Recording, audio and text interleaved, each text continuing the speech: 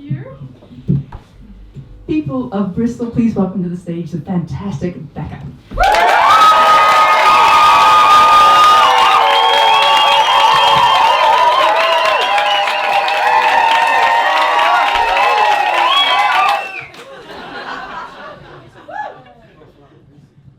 Hi, I'm Becca. I'm the marketing manager for a very environmentally aware festival called Shambhala.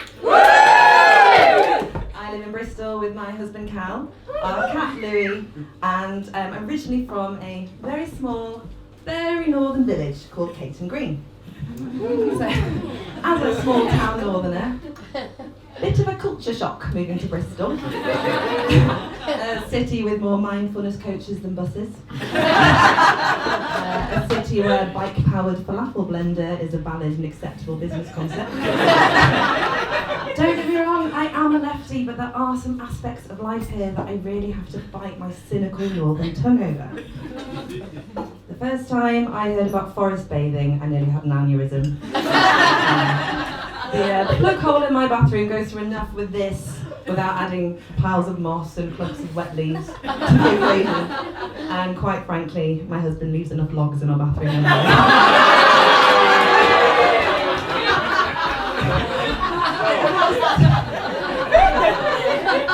It has since been explained to me that forest bathing is actually some kind of mad new hippie rebrand for what we used to just call going for a walk in the woods. Which is fine. I am fine with that. So yeah, you could say we're a bit of a repressed bunch where I'm from. I grew up thinking Pilates were a kind of onion bargee. And I grew up thinking self-care was walking home from the pub after 8 pints instead of driving. Holding the space was just when my mum left me in the queue at Tesco because she'd forgotten something.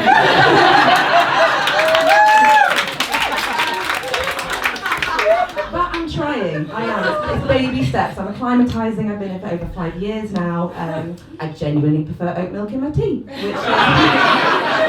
which is the sort of chat that would get me exiled from my home village, but they won't see this because they don't have the internet yet.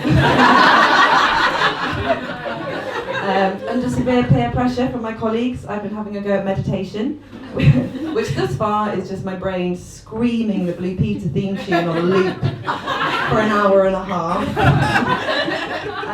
But yeah, like I said, it's baby steps. I mean, working at Shambhala, your eyes are open to a whole host of pressing environmental issues.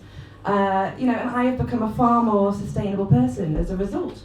In 2016, the festival went meat and fish free, and I have not eaten beef since. However, I haven't been completely honest about why. I tell people I don't eat beef because of the crippling emissions from the current global mass animal agriculture model. No. I read on Twitter that cows are best friends.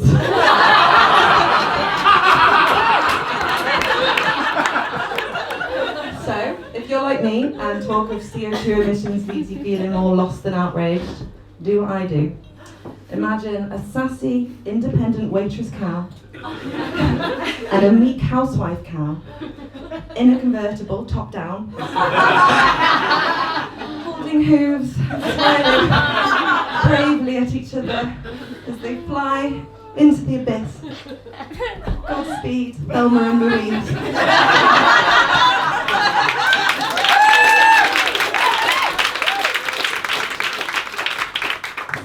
I'm a non-cow eating marketing manager for Shambhala Festival, which means a big part of my job means talking about sustainability to the general public. Minefield. Especially when I'm trying to coax them into changing their behaviour, because if I don't get it just right, it comes across as a little bit preachy. I say a little bit preachy, they say totalitarian green fascist. Tomato, tomato. When the general nitpicking of the general public gets too much, then it gets too loud, I've got my newfound meditation skills to fall back on, don't I?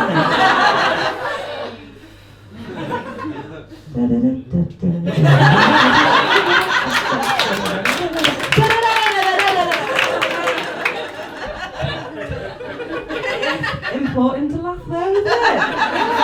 Laughter takes the edge off, because we're all getting a bit scared now. I am, at least. Climate change has finally knocked that creepy girl from The Ring from the top spot of things that scare me shitless.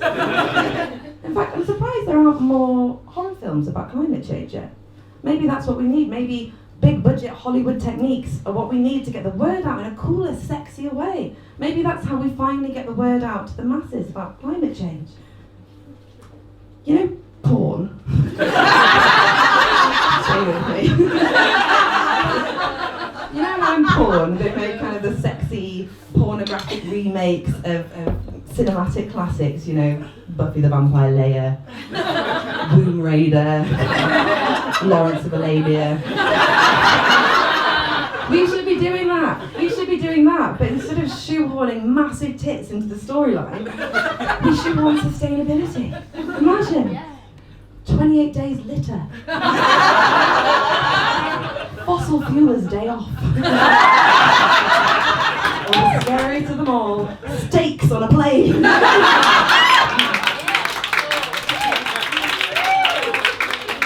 My cat Louis still eats steak. Unlike cows, he also has no mates.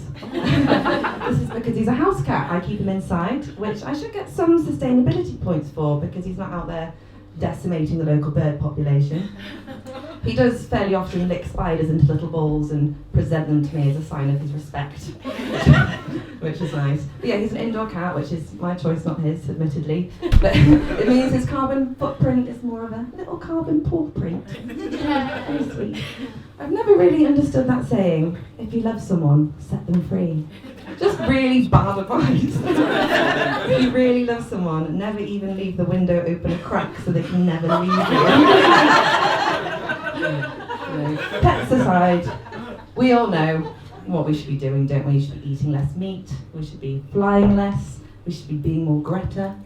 There's a lot of chat at the moment about carbon offsetting. Have you heard of this? Yeah?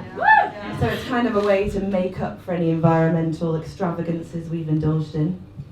I found a better way of doing this.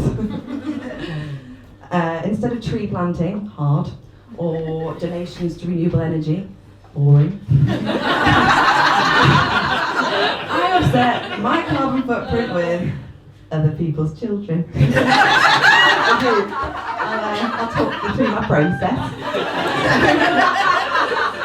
Every time a well-meaning friend or colleague gently chides me for an exotic flight to a long-haul flight to an exotic destination, hi Chris, I hiss back, tell me, how are your multiple garbage-producing, carbon-emitting children doing? People love it.